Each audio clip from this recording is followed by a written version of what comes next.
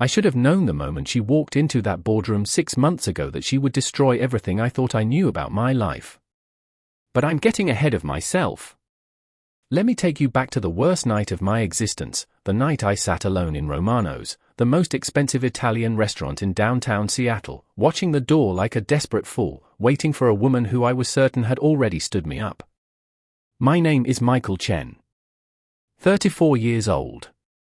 Single father to the most incredible 7-year-old girl you'll ever meet, my daughter, Sophie. And that night, February 14th, Valentine's Day, I was about to experience something that would turn my carefully constructed world completely upside down. "Sir, are you ready to order?" the waiter asked for the third time, his voice dripping with pity. I checked my phone. 7:47 p.m. She was 47 minutes late. "Just give me 5 more minutes," I muttered, feeling the heat of embarrassment crawl up my neck. This was exactly why I didn't do this. Why I didn't date. Why I'd spent the last 3 years since Sarah left focusing solely on Sophie and my career as a senior project manager at Horizon Tech Solutions. Dating was a minefield of disappointment and complications I simply didn't need. But my sister Lisa had been relentless. "Michael, you can't hide behind Sophie forever," she'd said 2 weeks ago, cornering me at her house during Sophie's playdate with her cousin. "You're 34, not 74. Sophie needs to see her father living, not just existing." "I am living," I protested. "Really? When's the last time you went out? When's the last time you felt anything for someone?" The truth was, I couldn't remember. After Sarah walked out, left me a note on the kitchen counter saying she wasn't ready to be a mother and disappeared to find herself in Costa Rica, I'd shut that part of myself down completely. Sophie had been 4. She'd cried for her mother every night for 6 months. I had to be strong enough for both of us. Romance? Love? Those were luxuries I couldn't afford. But Lisa had worn me down, the way only sisters can. She'd set me up on this blind date with someone she'd met at her gym. "She's perfect for you, Mike. Successful, kind, loves kids. Her name is Jennifer. Trust me on this." I trusted her. I'd gotten a babysitter, Mrs. Chen from next door, no relation despite the shared last name.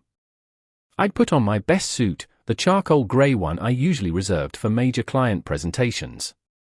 I'd even splurged on a fresh haircut. And I'd been stood up. "That's it," I said, signaling the waiter. "I'll just take the check for the water." The waiter nodded sympathetically. "Of course, sir. I'm sorry it." "Michael." The voice came from behind me. Female. Smooth. With an accent I couldn't quite place, professional, refined, and somehow familiar in a way that made my stomach drop. I turned around, and my entire body went rigid. No. No, no, no, no. Standing there in a stunning black dress that probably cost more than my monthly mortgage, her dark hair falling in perfect waves past her shoulders, her deep brown eyes wide with what appeared to be genuine shock, was my boss. Ms. Grace Park, Director of Operations at Horizon Tech. The woman I reported to. The woman whose approval determined my career trajectory. The woman who'd occupied far too many of my thoughts over the past 6 months, thoughts I'd ruthlessly suppressed because she was my boss and completely, utterly out of my league. And apparently, my blind date. Ms. Park. The words came out strangled. She stood frozen, her hand gripping a small black purse, her professional composure cracking for the first time since I'd known her. "You're Jennifer's." She stopped, her eyes closing briefly. "Lisa. Your sister is Lisa Chen. From Core Fit Gym." "You're Jennifer?" I asked stupidly. "Grace Jennifer Park," she said quietly. "I go by my middle name at the gym. For privacy." The restaurant suddenly felt too small, too hot. The romantic lighting that had seemed ridiculous when I was sitting alone now felt like a spotlight on the most mortifying moment of my professional life. "I should go," we both said simultaneously. She let out a breath that might have been a laugh under different circumstances. This is inappropriate. I'm your supervisor. I shouldn't have. When Lisa described you, she never mentioned your last name, just that you worked in tech, and I never thought. She didn't tell me your real name either, I said, standing up too quickly and nearly knocking over my water glass. This was a mistake. We should both just forget this happened. Agreed, Grace said, but she hadn't moved. Neither had I. The waiter appeared, looking between us with confusion. Should I seat you, She's not staying, I said. I'm not staying, Grace confirmed. But still, neither of us moved. And that's when I saw it, just a flicker across her face. Something that looked like disappointment. It was gone in a second, replaced by her usual professional mask, but I'd seen it. Grace Park, the woman who commanded every room she entered, who turned around 3 failing departments in the 2 years she'd been with Horizon Tech, who never showed weakness or uncertainty, had wanted this date. Unless, she said softly, so quietly I almost missed it. Unless what? My heart was pounding so hard I was sure she could hear it. She looked around the restaurant, then back at me, and for the first time since I'd met her, I saw her as just a woman. Not my boss. Not the untouchable director. Just Grace. We're already here, she said. And I haven't eaten since breakfast because I've been nervous about this all day. A slight smile touched her lips.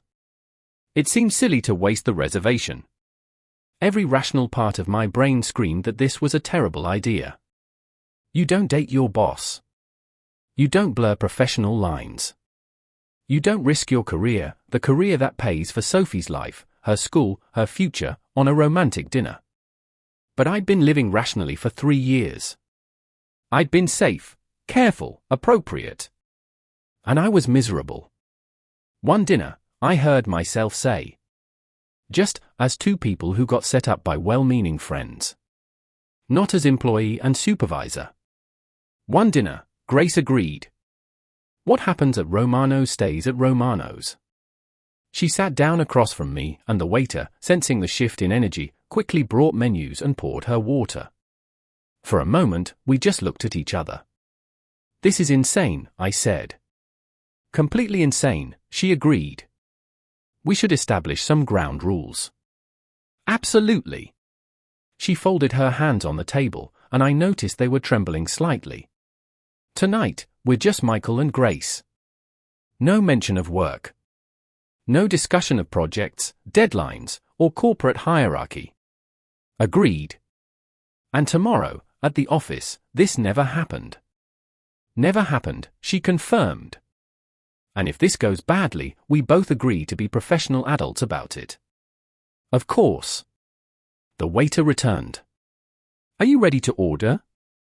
Grace looked at me, and something passed between us, an understanding, an acknowledgement of the crazy risk we were both taking. Yes, she said, her eyes not leaving mine. I think we are. And that's how it started. That's how I, Michael Chen, single father and cautious overthinker, ended up on a date with Grace Park, the woman who held my career in her hands. If I'd known where it would lead, the secrets that would be revealed, the crisis that would nearly destroy us both, the choice I'd have to make between love and everything I'd built for my daughter, would I still have stayed? I wish I could say no. But I'd be lying. Because that dinner? It was the beginning of everything. Before I continue, kindly subscribe to my channel. The thing about Grace Park that most people at Horizon Tech didn't know, the thing I discovered over appetizers and wine that I probably shouldn't have been drinking on an empty stomach, was that she was funny. Not polite corporate joke funny. Actually, genuinely, laugh until your sides hurt funny. Wait, I said, nearly choking on my water. You told the CEO of Matsuda Corporation that his presentation had a typo, in Japanese, and the typo accidentally changed to innovative solution to innovative pollution. Grace covered her face with her hands, laughing. In front of 40 people. I wanted to die. I literally wanted the floor to open up and swallow me whole. What did he do? He stared at me for what felt like 10 years. Then he started laughing. Turned out he had a typo on the slide anyway, different from the one I'd pointed out, and I'd saved him from a much worse embarrassment. She shook her head. But I didn't sleep for 3 days after that. I can't imagine you nervous, I said honestly. At work, you're always so composed. Like nothing rattles you. Her smile faded slightly, becoming something more complex. That's what I want people to see. It's easier that way. Easier than what? She took a sip of her wine, considering. Easier than being the youngest director in the company. Easier than being a woman in tech. Easier than being Korean American in a field that still expects me to be either the submissive Asian stereotype or the tiger mom. She met my eyes. If I show uncertainty, people question whether I deserve to be there. So I don't show it. The honesty in her voice hit me square in the chest. That sounds exhausting. It is, she admitted. What about you? Lisa mentioned you're a single father. And there it was, the conversation I both wanted and dreaded. Yeah. Sophie. She's 7. She's? I pulled out my phone, couldn't help myself. She's everything. I showed Grace my lock screen, Sophie grinning at the camera, missing 2 front teeth, covered in paint from an art project. Grace's expression softened in a way I'd never seen at the office. She's beautiful, Michael. She has your eyes. Poor kid, I joked, but my throat felt tight. It's been just the 2 of us for 3 years. Her mom left when Sophie was 4. I'm sorry. Grace's voice was gentle, no pity in it. Just understanding. Don't be. Sarah did us a favor, honestly. Better to leave than to stay and resent us. I put my phone away. But yeah, it's been an adjustment. I'm not just Michael anymore. Every decision I make, everything I do, it's filtered through on what's best for Sophie. Is that why you haven't dated? Part of it. I traced the rim of my wine glass. The other part is that I'm apparently terrible at picking partners. I thought Sarah and I were solid. Planning our future. Then one morning I wake up and there's a note on the counter. A note? I can't do this. I'm sorry. Don't look for me. I could still see Sarah's handwriting, still feel the paper trembling in my hands. She left her wedding ring next to it. Grace was quiet for a moment. You know what's worse than a note? What? Nothing. She looked down at her plate. My ex-husband, we divorced 2 years ago, he didn't leave a note. Didn't leave anything. I came home from a business trip to London, and half the apartment was just empty. His clothes, his books, his grandfather's watch collection. Gone. I had to call him 3 times before he finally answered and told me he'd moved in with his personal trainer. Jesus, Grace. James was supposed to be the perfect match. Princeton educated, came from a good family, ambitious. Her laugh was bitter. Turns out he was also controlling, insecure, and couldn't handle his wife being more successful than him. When I got promoted to director, he started the affair. That's not on you. You know that, right? She looked up, and I saw something vulnerable in her eyes. Intellectually, yes. But at 2 a.m. when I'm alone in my apartment, my brain likes to remind me that I'm 32, divorced, and apparently so focused on my career that I didn't even notice my marriage falling apart. 32. I raised an eyebrow. You're my boss and you're younger than me. By 2 years, apparently. A small smile. Does that bother you? That you're younger? No. That you've accomplished so much more than me? Slightly intimidating. Michael, you're raising a daughter alone while maintaining a senior position at a competitive tech firm. That's not nothing. The waiter arrived with our entries, butternut squash ravioli for Grace, ribeye for me, and for a few minutes we ate in comfortable silence. Can I ask you something? Grace said eventually. Sure. Why did you agree to this blind date? Lisa said you turned her down a dozen times before. I thought about lying, making up something about timing or finally being ready. But something about Grace, about this moment, demanded honesty. Because I was lonely, I said simply. Sophie's my world, but she's 7. She can't understand why her dad comes home exhausted every day and falls asleep during movie nights. She can't understand why I turned down promotions because they'd mean more travel time away from her. I met Grace's eyes.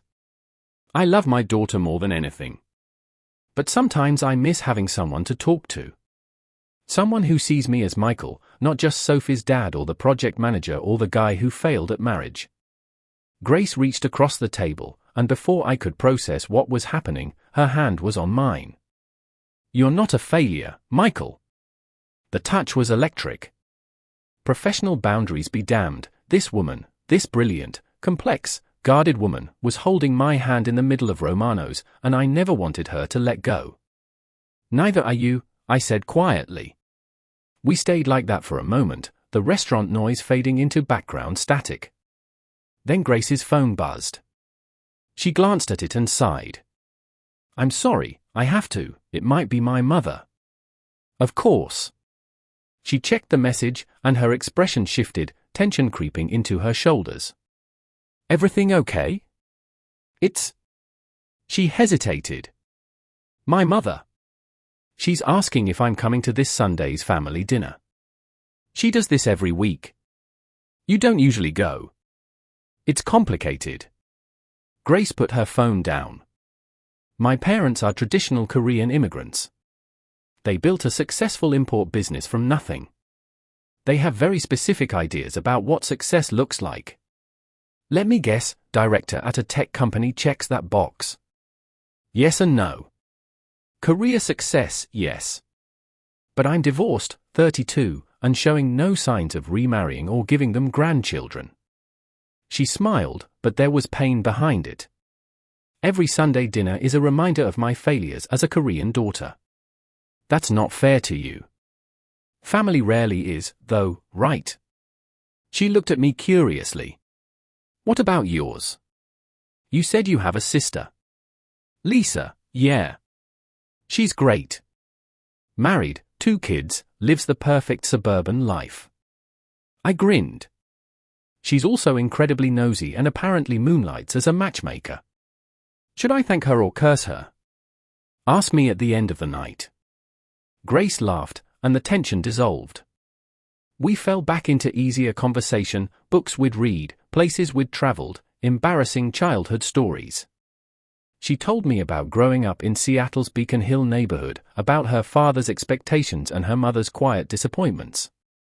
I told her about Sophie's obsession with dinosaurs, about the time I'd accidentally volunteered to be room parent and ended up organizing a field trip to the science center with 25 first graders. You survived that? Grace asked, eyes wide.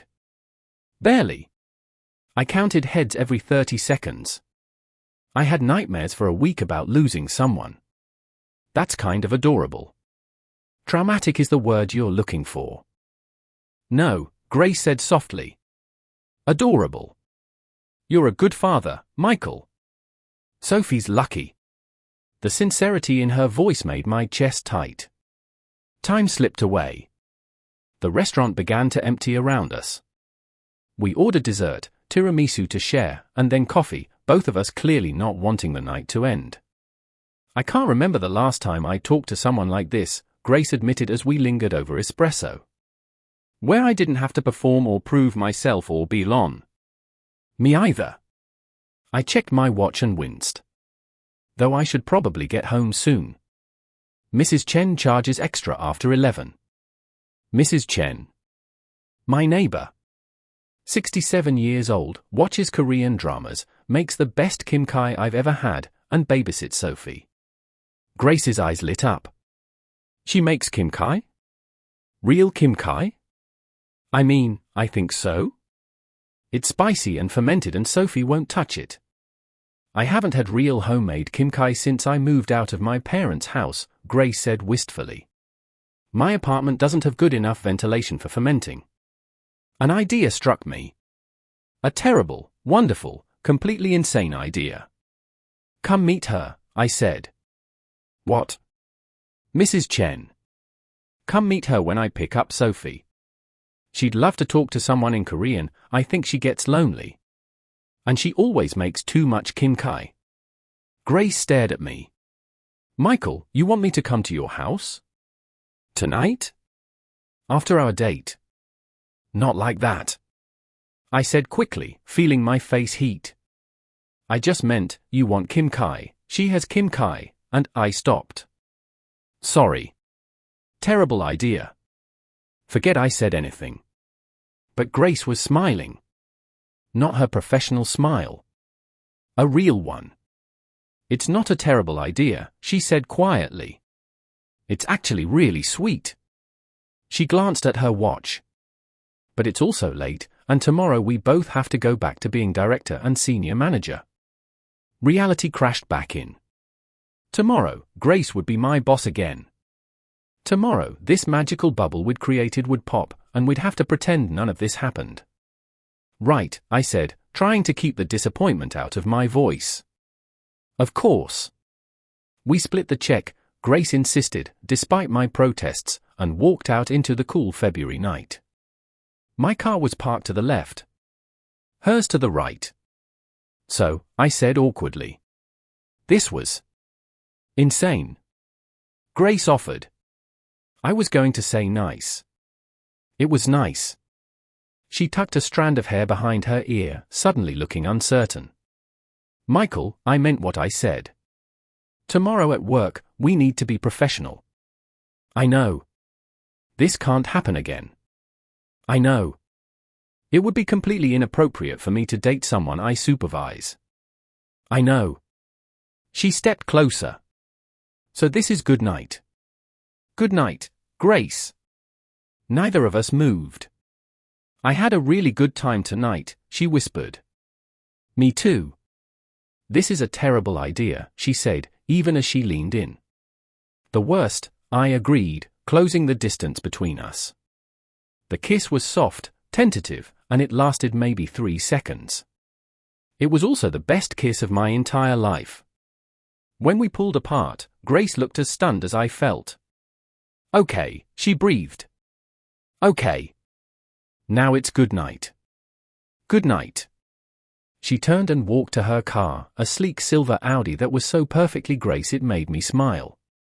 I watched her drive away, then stood in the parking lot for a full minute, trying to process what had just happened. I'd kissed my boss. My boss had kissed me back.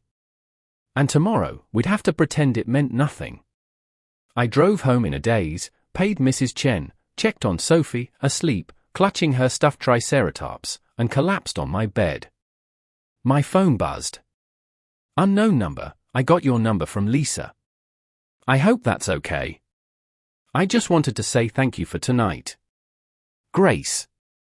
I saved her number and typed back, more than okay. Thank you too. See you Monday. 3 dots appeared, disappeared, appeared again.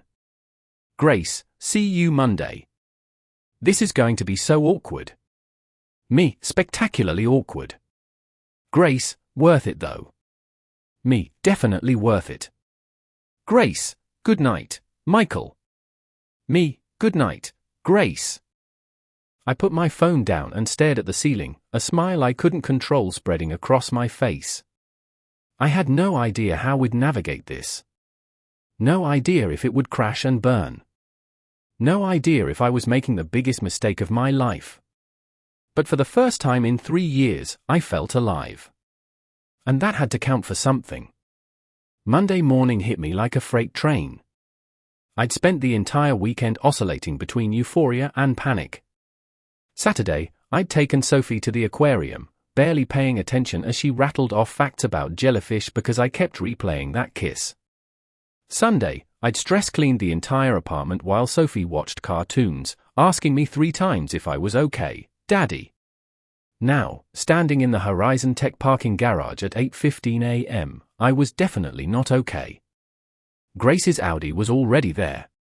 2 spots from the elevator. Of course she'd arrived early.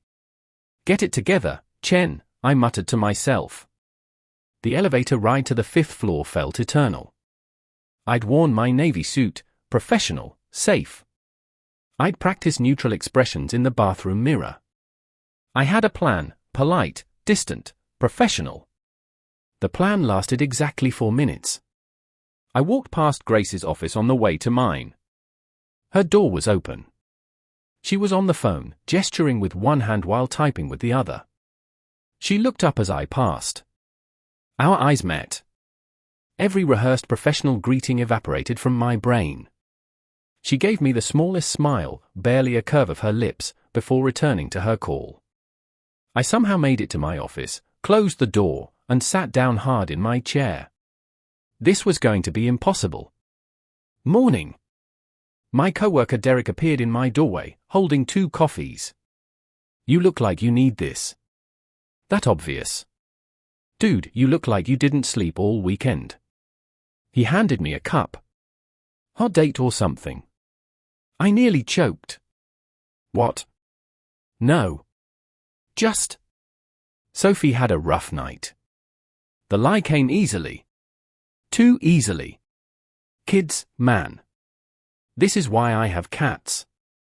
Derek settled into my guest chair. So, did you hear the news? What news? Park called an emergency department meeting for 9. No agenda. People are freaking out. My stomach dropped. What kind of meeting? No idea. But Amanda from HR was in her office for an hour Friday afternoon. Derek lowered his voice. Rumor is there might be layoffs. The coffee turned bitter in my mouth. Grace hadn't mentioned any of this Friday. But then again, Friday we'd been strictly professional. Our date was Saturday. Had she known? Was that why she'd seemed distracted? You okay? Derek asked. You just went pale. Fine. Just worried about the team. At 8:55, my phone buzzed. Grace, the meeting isn't about layoffs. Restructuring. I'll explain. Stay after? The fact that she felt the need to text me separately, to reassure me.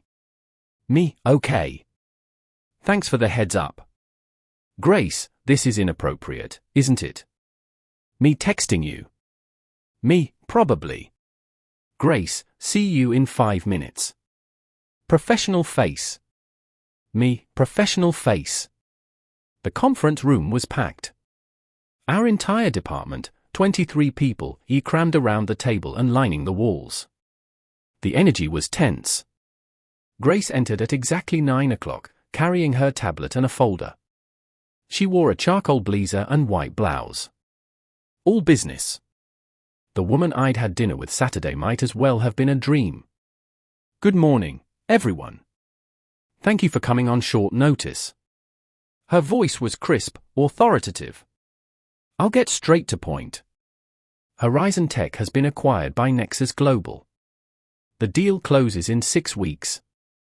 The room exploded in whispers. What does this mean for us? Someone called out. It means changes, Grace said calmly. Nexus wants to integrate our operations division with theirs. Some positions will be eliminated. Some will be relocated to their San Francisco office. Some will remain here but with new responsibilities. My chest tightened. San Francisco. That was 800 miles away. Sophie's school, Mrs. Chen, our entire life was here. Over the next month, I'll be meeting with each of you individually to discuss your options. HR will provide full details on severance packages for those affected and relocation assistance for those willing to move. Grace's eyes swept the room, landing on me for half a second. I know this is unsettling. I'll do everything I can to advocate for this team. When were you planning to tell us? Derek's voice was sharp. Or were we supposed to find out from the press release? I found out Friday afternoon, Grace said evenly. I spent the weekend in negotiations with Nexus leadership, trying to protect as many positions as possible. This meeting was scheduled the moment I could legally inform you. Friday afternoon. right before our date. She'd known her entire world was being upended, and she'd still shown up at Romano's. Still smiled. Still kissed me in the parking lot. The meeting continued for another 30 minutes, questions, concerns, barely contained panic. Grace handled it all with the composure I'd come to expect from her. But I could see the tension in her shoulders, the way her jaw tightened when someone asked if her position was safe. When people finally filed out, muttering and anxious, I hung back. Grace was gathering her papers, her back to me. We were alone. Grace.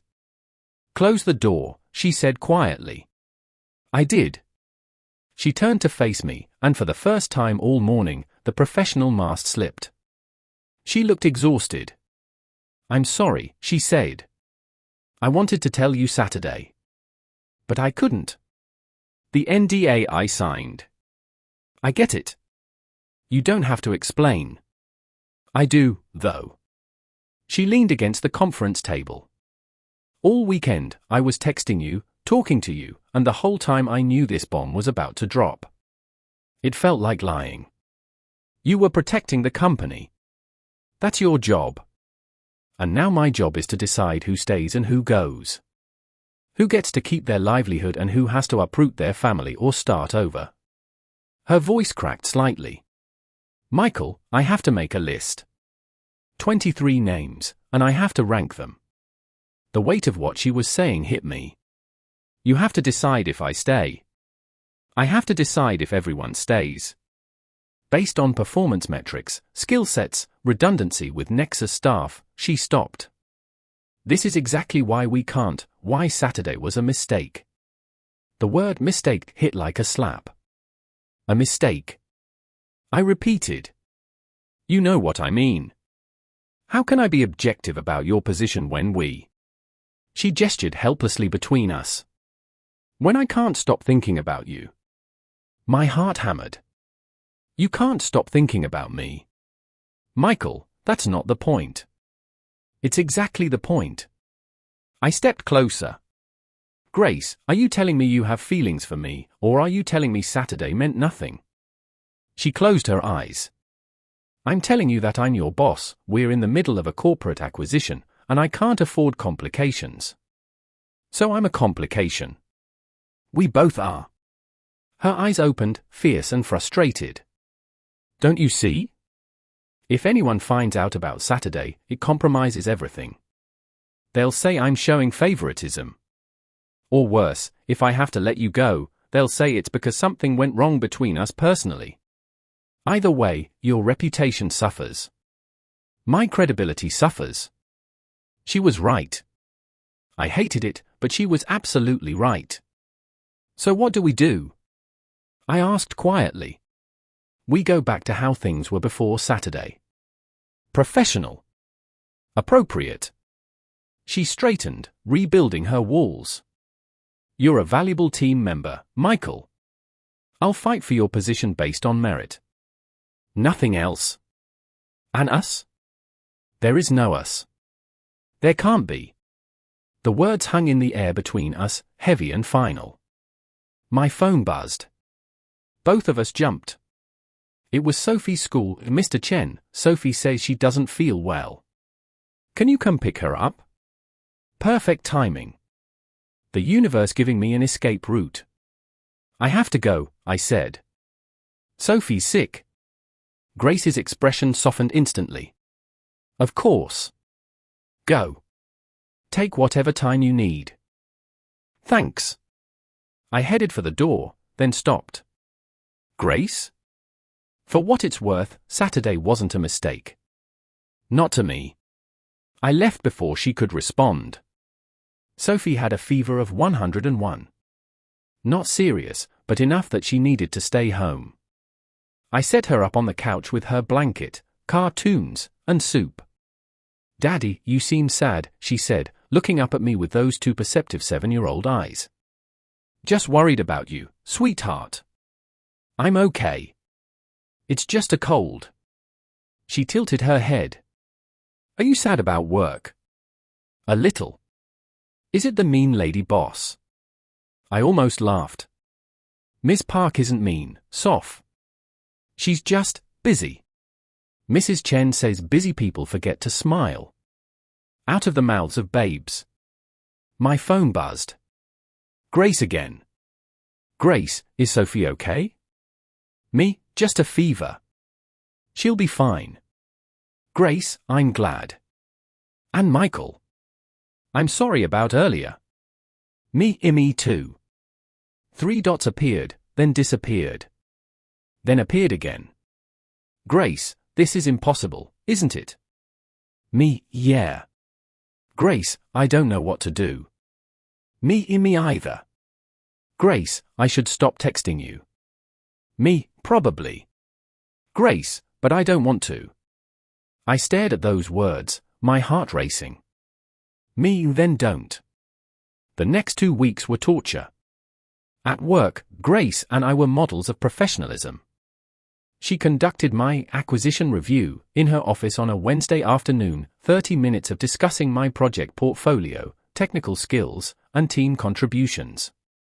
She took notes on her tablet. I answered questions. We didn't once mention Romanos. But at night? We texted. It started innocently enough. Grace asking how Sophie was feeling. Me asking if she'd eaten dinner, she usually hadn't.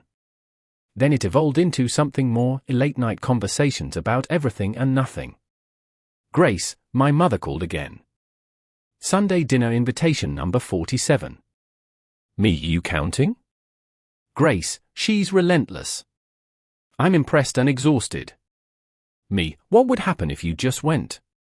Grace, 3 hours of when are you getting remarried and my friend's son is a doctor. Me, sounds delightful. Grace, your turn. What's Sophie into this week? Me, volcanoes. Everything is volcanoes. I now know more about pyroclastic flows than any person should. Grace, that's actually kind of adorable. Me, it's 2 a.m. and she just woke me up to ask if volcanoes can explode in space. Grace, can they? Me, I have no idea. I told her we'd Google it tomorrow. Grace, you're a good dad, Michael. Me, you keep saying that. Grace, because it's true. And because I think you don't believe it. The messages felt dangerous. Intimate. Every night I told myself to stop. Every night, I waited for her text. Then Friday afternoon, everything shifted. I was in a project meeting when my phone rang. Sophie's school. Again. Mr. Chen, I'm sorry to bother you, but Sophie's refusing to come out of the bathroom. She won't tell us what's wrong, and she's asking for you. I was out the door in 30 seconds. When I got to the school, I found Sophie in the nurse's office, eyes red from crying. Baby, what happened? I knelt in front of her. Madison said, she said.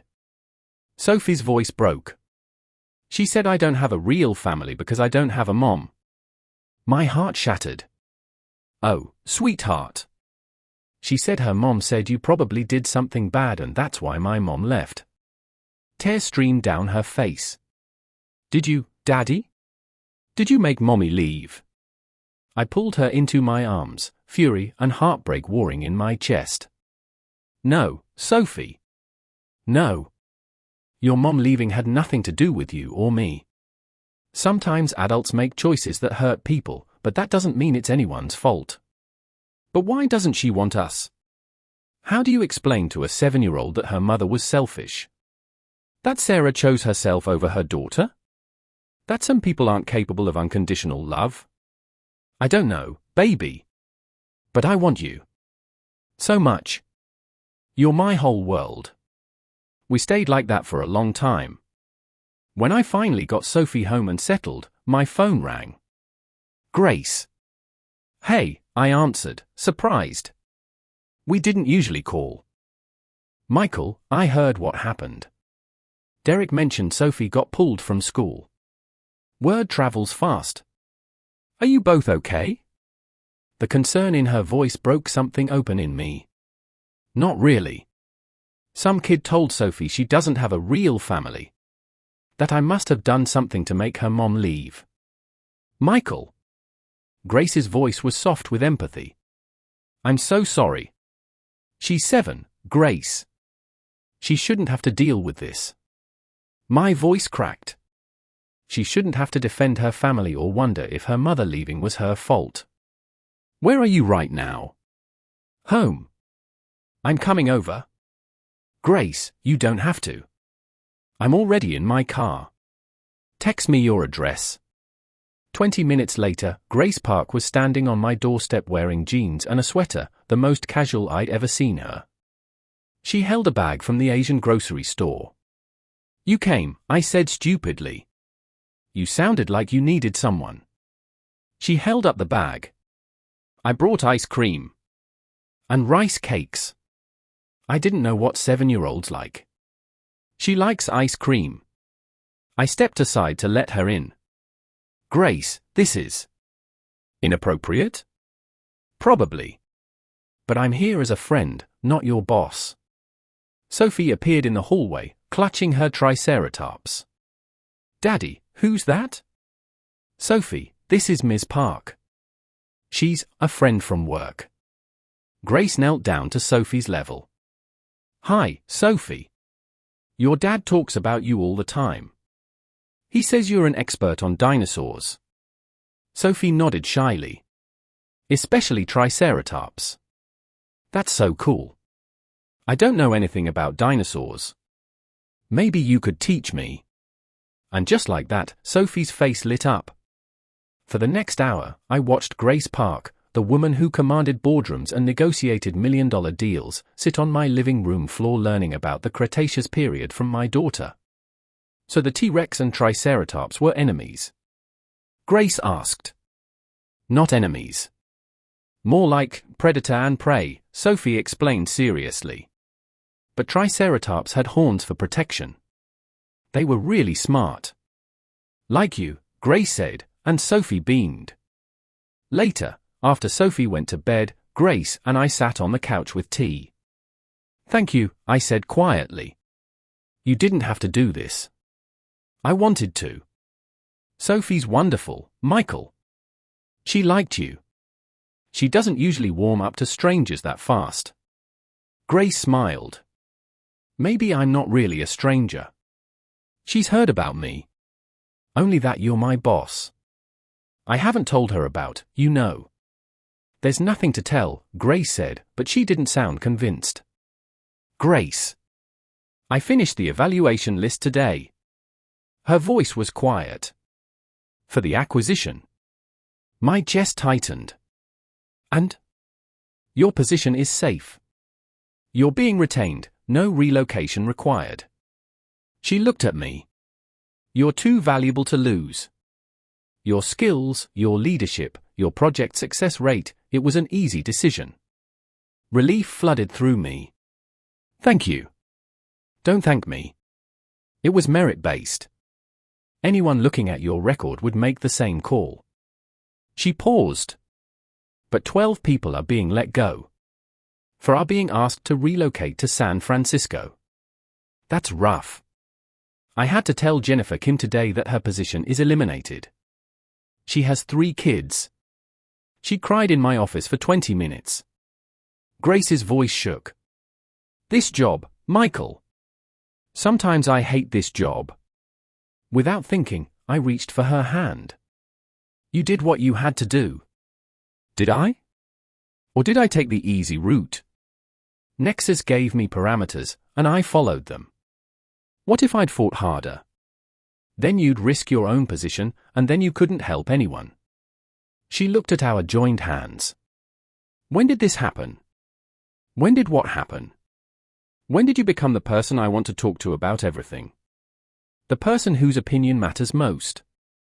She met my eyes. When did I start falling for you? The world stopped. Grace. I know.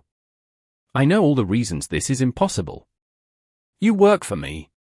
My career is complicated. You have Sophie to think about. I'm probably your rebound from Sarah. She pulled her hand away.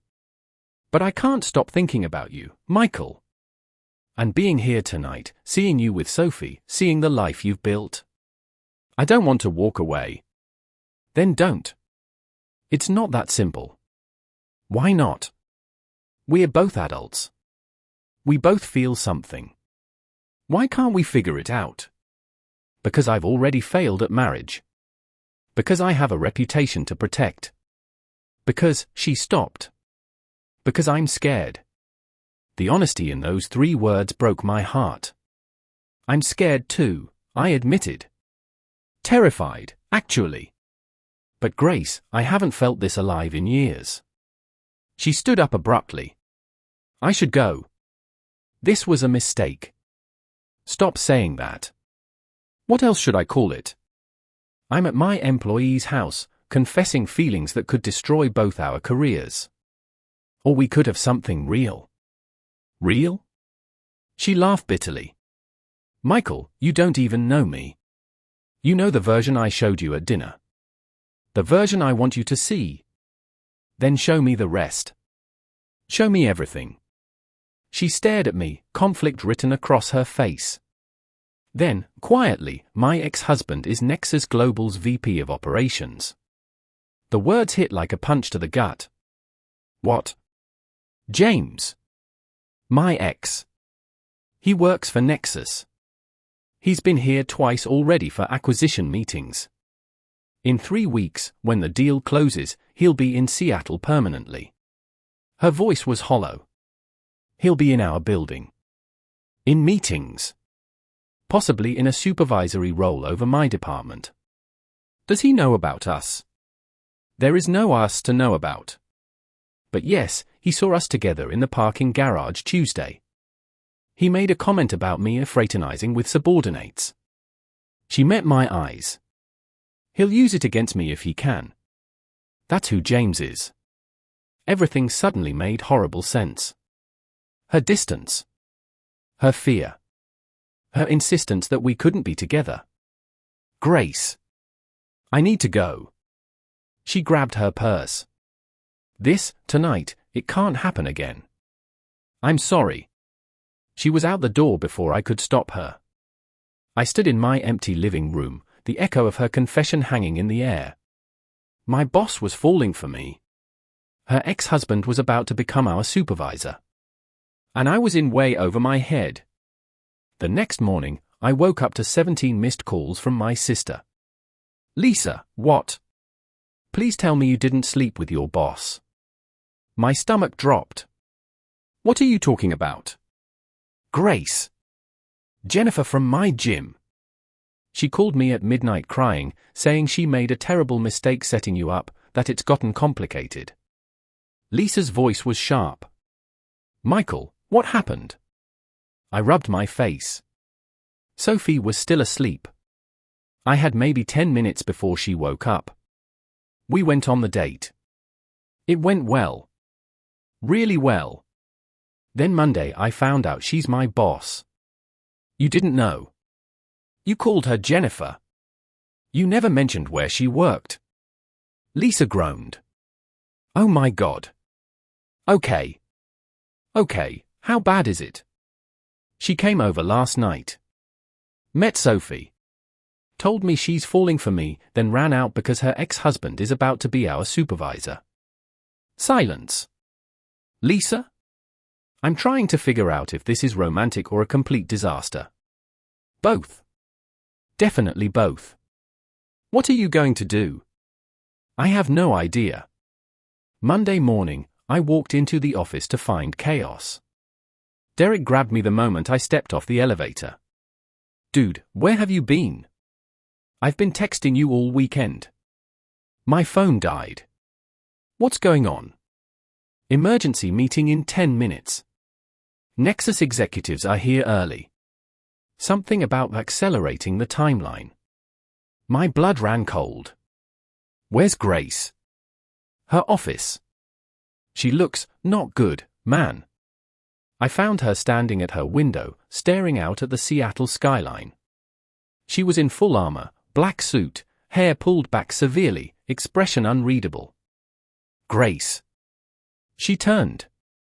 Her eyes were red-rimmed. Close the door. I did. They're moving the acquisition closure to this Friday. For weeks early. Her voice was flat. James pushed it through over the weekend. He'll be here permanently starting next Monday. Why would he do that? To destabilize me. To take control before I can prepare. She laughed bitterly. He saw us together, Michael. He knows exactly what he's doing. What can I do? Nothing. There's nothing anyone can do. She squared her shoulders. The meeting starts in 8 minutes. James will be there. We need to be completely professional. No looking at each other. No. Grace, stop. I can't stop. If I stop, I'll fall apart, and I can't afford. I crossed the room and took her hands. Breathe. Michael. Just breathe. For 5 seconds, stop being Director Park and just breathe. Her eyes met mine, and I saw the fear there. The exhaustion. The weight of everything she'd been carrying alone. She took a shaky breath. Then another. Okay, she whispered. Okay. Whatever happens in that meeting, we'll handle it. Together. If you want. A knock on the door made us jump apart. Ms. Park. Her assistant's voice. They're ready for you. Grace straightened, rebuilt her walls in seconds. Thank you, Sarah. I'll be right there. She looked at me one last time. Professional face. Professional face. The conference room was packed with Nexus executives I didn't recognize. And at the head of the table, wearing an expensive suit and a smug expression, was a man who could only be James Park. He was handsome in that polished, corporate way. Perfect hair. Perfect teeth. The kind of man who'd never had to work for anything. His eyes found Grace immediately. Grace. Good to see you. James. Her voice was ice. Then his eyes slid to me. And you must be the senior project manager. Michael, right? Grace has mentioned you. The implication was clear. Everyone in the room heard it. Mr. Park. I kept my voice neutral. Grace shot me a warning look, then addressed the room. Let's get started. I understand the timeline has changed. For the next hour, James systematically dismantled everything Grace had negotiated. The position she'd fought to save? Eliminated. The team structure she designed? Reorganized under his division. Her authority? Quietly transferred. I watched her take it without flinching. Every blow, every humiliation, she absorbed with professional grace. But I saw her hand shake when she thought no one was looking. One more thing, James said as the meeting wound down. I'll be conducting individual performance reviews with all department staff. Starting with senior management. His eyes locked on Grace. I want to ensure we have the right people in the right positions. It was a threat. Everyone knew it. Of course, Grace said evenly. I'm happy to provide any documentation you need. Oh, I have everything I need. His smile was cold. Including some interesting observations about workplace relationships. The room went silent. Grace's face remained perfectly composed. I'm not sure what you're referring to. Aren't you? Maybe we should discuss it privately. My office. 30 minutes. I don't report to you yet, James. The acquisition doesn't close until Friday. True. But I'd hate for any complications to jeopardize the deal. He stood. 30 minutes, Grace. Or I take my concerns to the board. He left. The other executives filed out. Grace remained seated, staring at the table. Derek leaned over to me. What the hell was that about? No idea, I lied. When the room finally cleared, Grace looked up at me. He knows.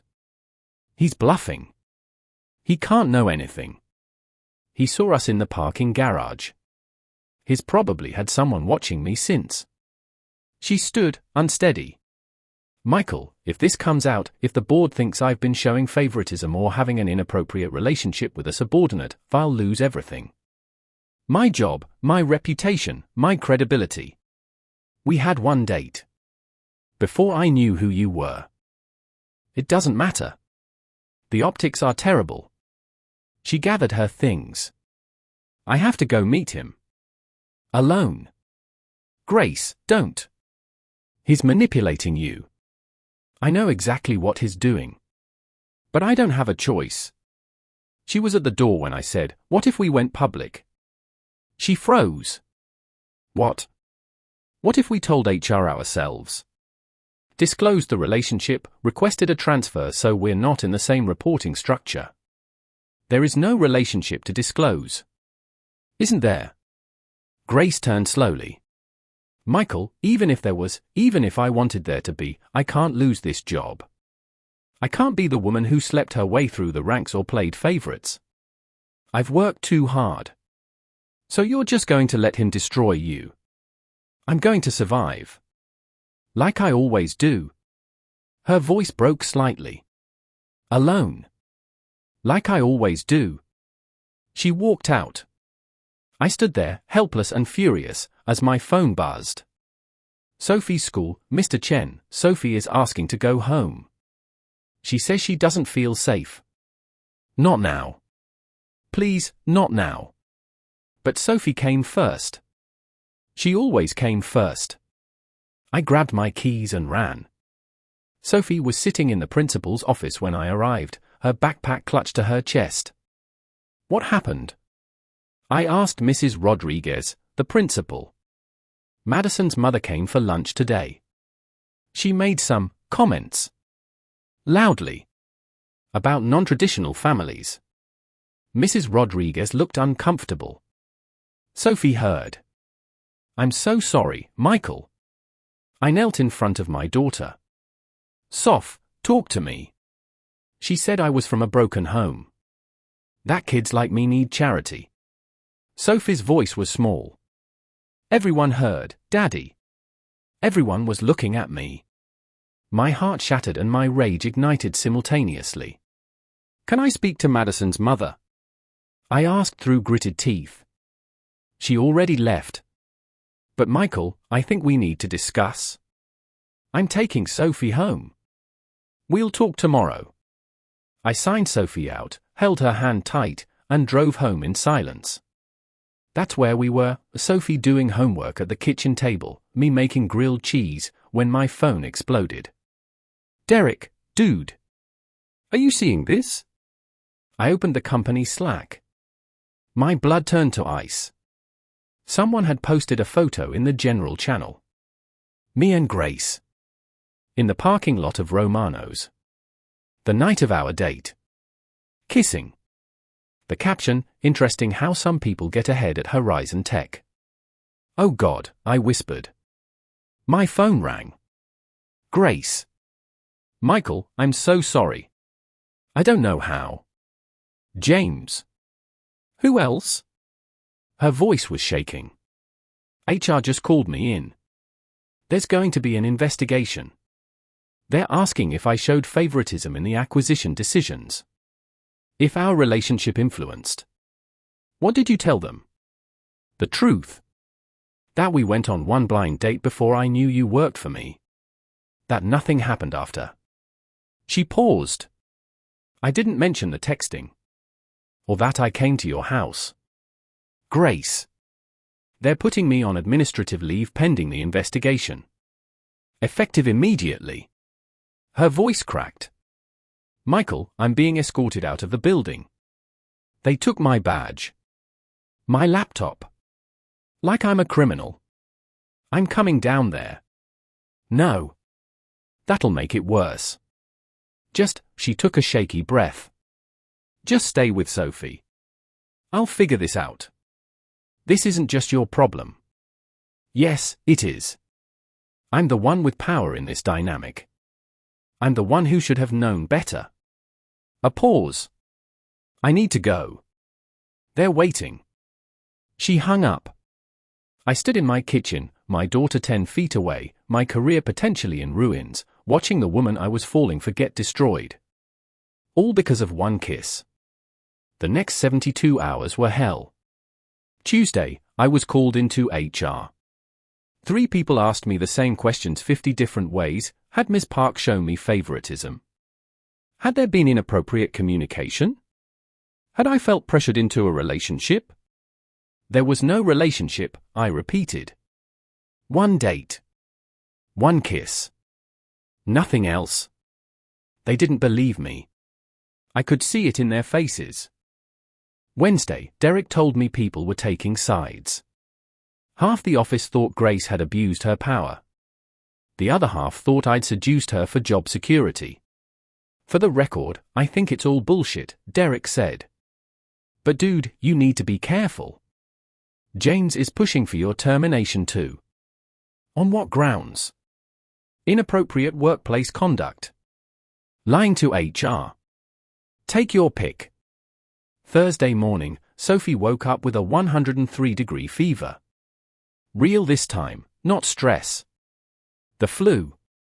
I called in sick, spent the day alternating between cold compresses and children's Tylenol, and ignored the 17 calls from unknown numbers. That night, after Sophie finally fell asleep, I sat on my couch in the dark and admitted the truth. This was unsustainable. Something had to give. My phone buzzed. Grace. Grace, how Sophie? Me, flu. She'll be okay. Grace, and you? Me, honestly?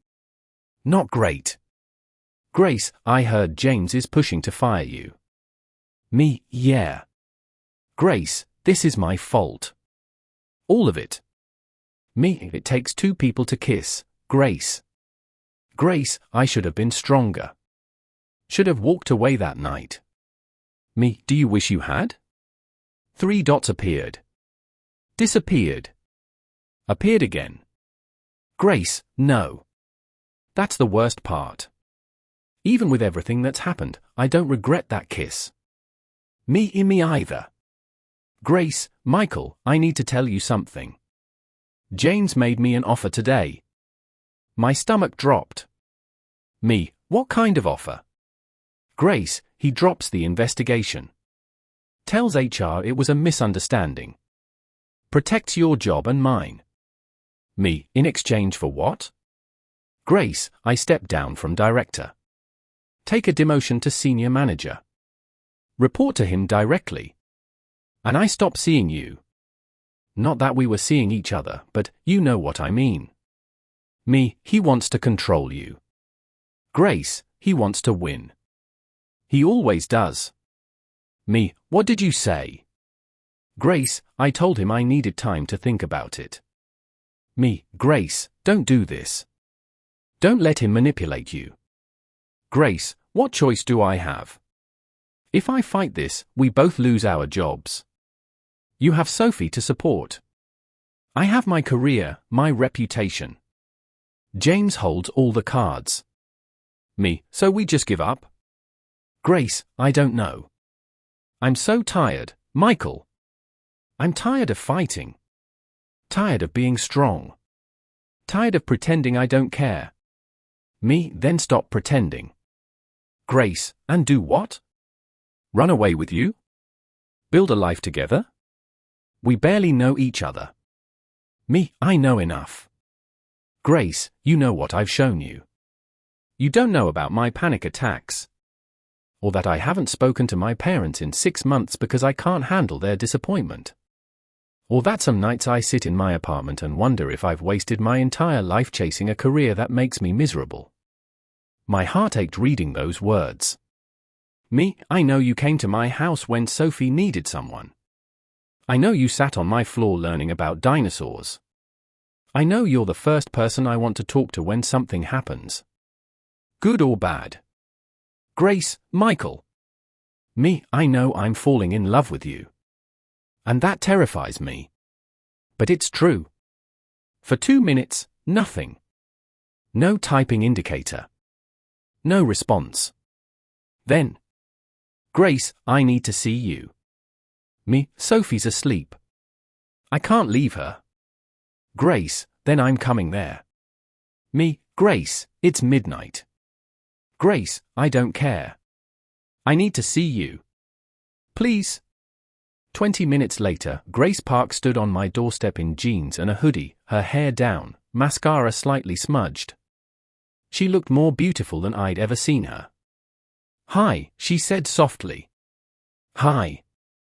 We stood there for a moment, just looking at each other. Then Grace stepped forward, wrapped her arms around me, and buried her face in my chest. I held her while she cried. Quiet, shaking sobs that she'd probably been holding in for days. Weeks. Maybe years. I don't know what to do, she whispered against my shirt. I don't know how to fix this. We'll figure it out. How? James has us trapped. If we're together, we lose our jobs. If we're not, he's destroyed us anyway for nothing. I pulled back enough to look at her face. What do you want, Grace? Forget James, forget HR, forget everything else. What do you actually want? Her eyes met mine, raw and honest. You. I want you. And that terrifies me because I don't know how to do this. How to be vulnerable. How to trust someone not to leave. I'm not going anywhere. You don't know that. Sarah left. James left. Everyone leaves. I'm not them. I cupped her face in my hands. Grace, I have a 7-year-old daughter who needs stability. I don't make promises I can't keep. And I'm promising you, I'm not going anywhere. Even if we lose our jobs. Even then. Even if my ex-husband makes our lives hell. Especially then. She kissed me. Desperate and fierce and full of everything we'd been holding back. When we broke apart, both breathing hard, Grace rested her forehead against mine. I'm taking the deal, she said quietly. What? James's offer. I'm taking it. She stepped back. I'll step down, take the demotion, protect both our jobs. But Michael, that means we can't be together. Not publicly. Not while we work at the same company. That's not a solution, that's surrender. It's survival. For both of us. She smiled sadly. I told you. I'm good at surviving alone. You don't have to be alone. Yes, I do. Because I won't let you sacrifice everything for me. I won't let Sophie grow up with a father who lost his job because he fell for the wrong woman. You're not the wrong woman. In this situation? I am. She headed for the door. I'll tell James tomorrow. The investigation will end. Everything goes back to normal. Grace, please. This is goodbye, Michael.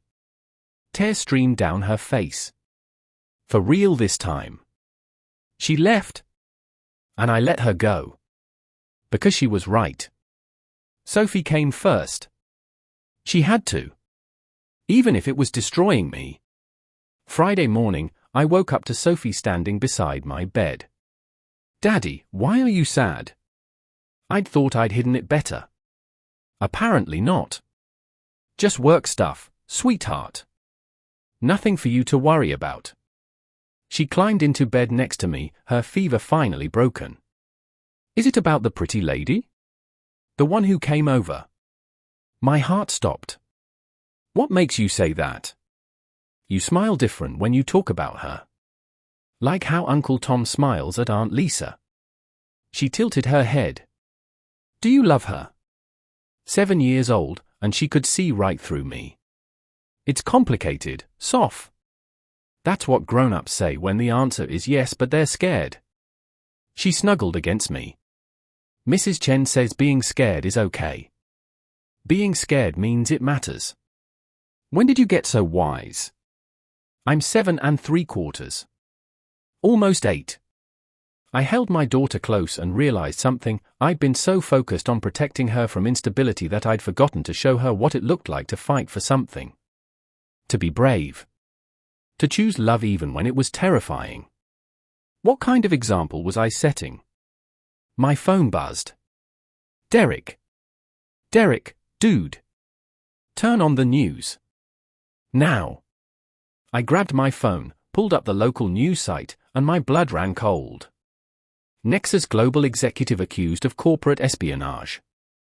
The article detailed allegations against James Park, stolen trade secrets, bribes, falsified reports. An anonymous whistleblower had submitted evidence to the SEC. My phone rang. Grace. Did you see?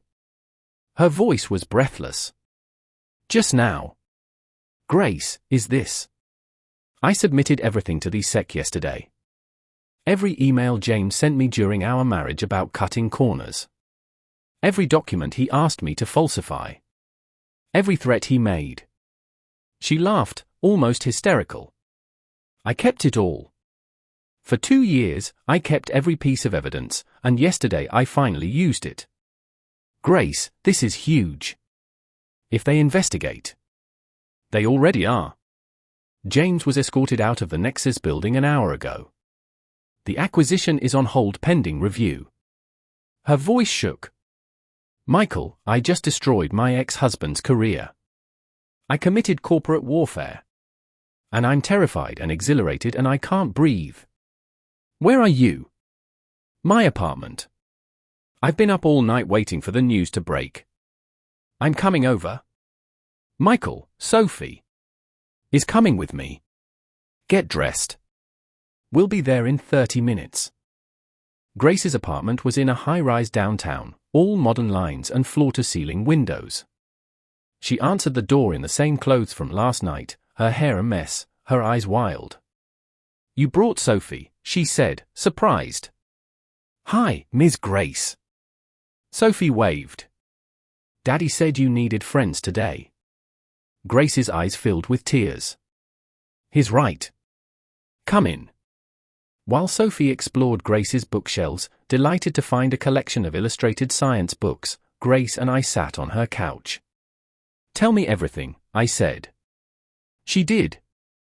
Every detail of James's corruption, every instance where he'd pressured her to compromise her ethics, every threat he'd made when she refused. The pattern of abuse and manipulation that had defined their marriage. When he showed up here, trying to control me again, using you to do it, Grace's hand shook. I realized I had a choice. I could let him win, let him make me small and scared. Or I could fight back. So you burned it all down. I burned it all down. She looked at me. My career at Nexus is over. Horizon's acquisition will probably fall through. I'll be seen as a whistleblower, which means I'm unhireable in half the industry. Or you'll be seen as someone with integrity who stood up to corruption. Maybe. If I'm lucky. She laughed bitterly. I just destroyed any chance at stability.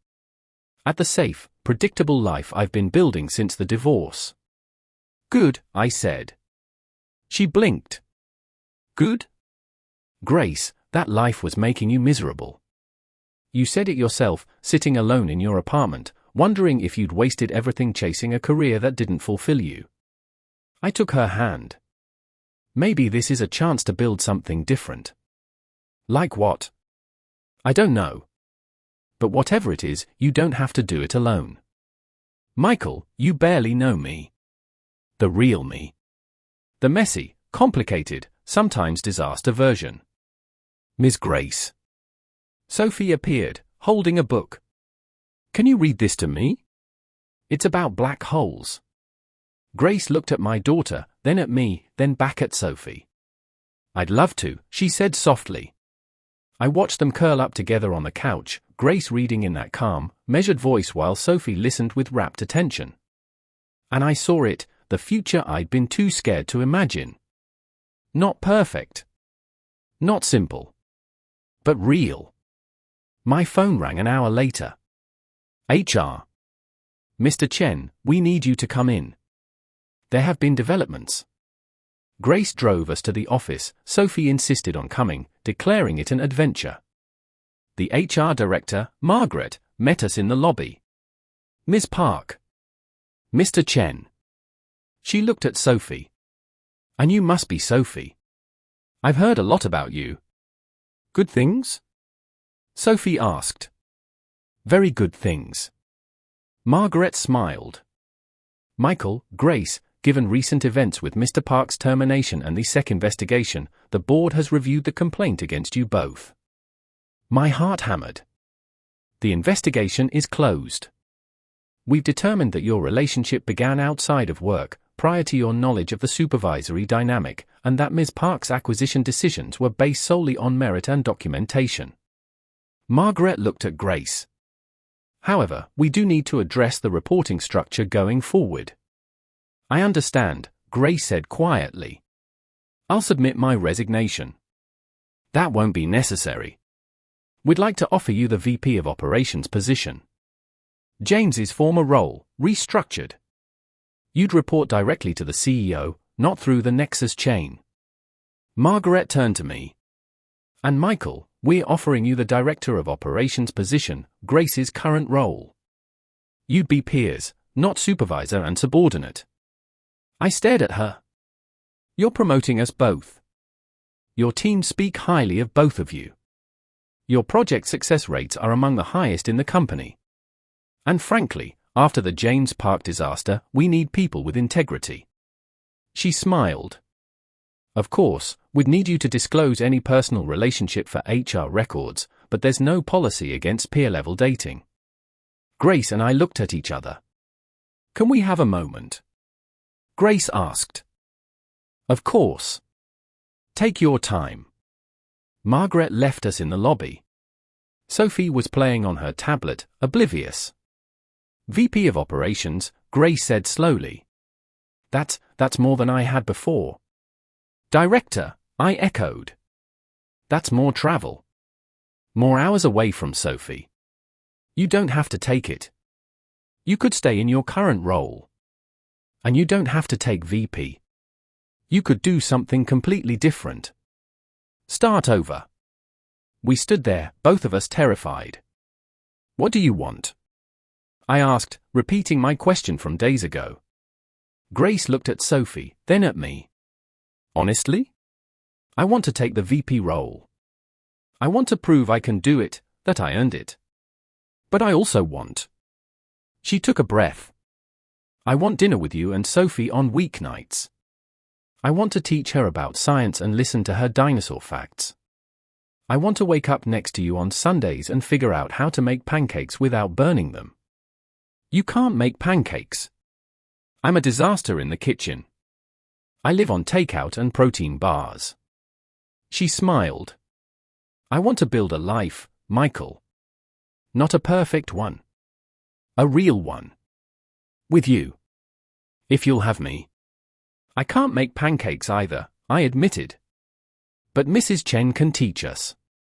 Is that a yes? Grace Jennifer Park, I'm absolutely terrified. I have a daughter to think about, a life that's already complicated. You have a career that's about to get even more demanding. We're going to mess this up sometimes. Definitely. But I'm completely, stupidly in love with you. So yes. It's a yes. She kissed me right there in the Horizon Tech lobby, in front of the security cameras and the receptionist and my 7-year-old daughter. Finally! Sophie shouted. Can we get ice cream now to celebrate? We broke apart, laughing. Yes, Grace said, ruffling Sophie's hair. We can absolutely get ice cream. 6 months later. Daddy, is Grace coming to my birthday party? I looked up from frosting Sophie's dinosaur cake, our third attempt, and it finally looked almost right. She promised she'd be here by 3. Her meeting should be done by then. What if she has to work late again? It was a fair question. Grace's new role was demanding. Some weeks we barely saw her except for rushed dinners and stolen weekend mornings. But we made it work. Then she'll get here when she gets here and we'll save her cake. I pointed the frosting spatula at Sophie. What have I taught you about people we love? They're worth waiting for, Sophie recited. Then she grinned. But also, Grace always keeps her promises.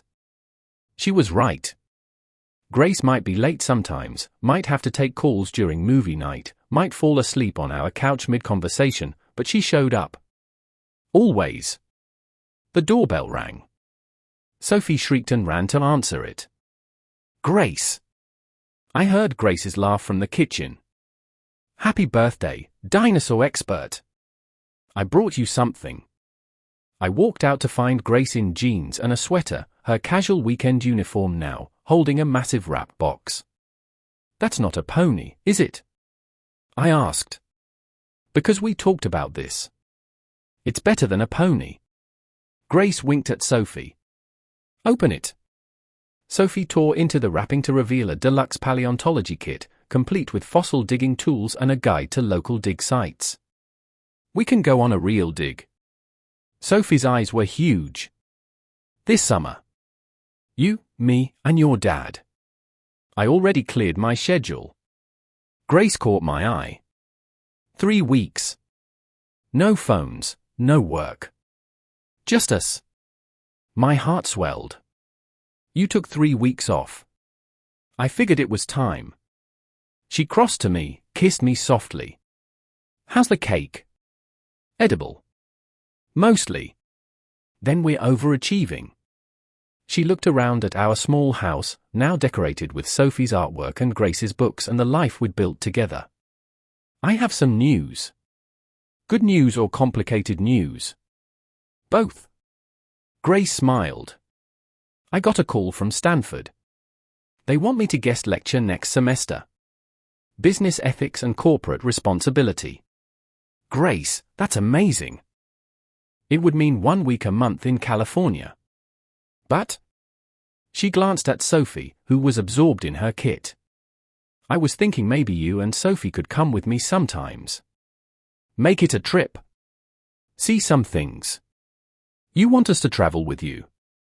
I want us to be a family. Whatever that looks like. She took my hand.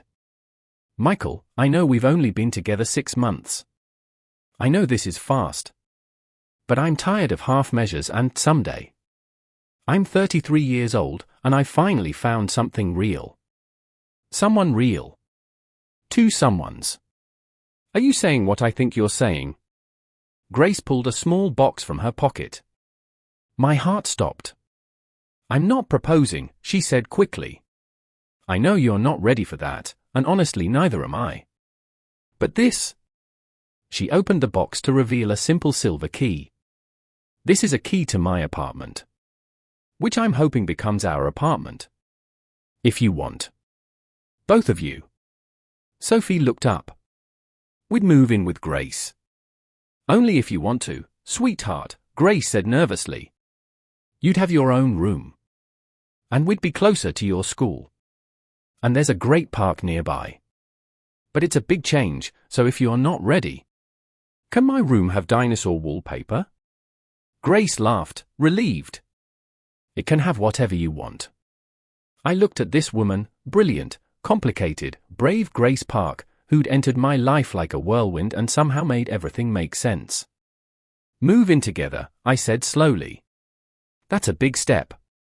Too big. I thought about Sarah, about the fear that had kept me safe and alone for 3 years. About the life I'd been living versus the life I could have.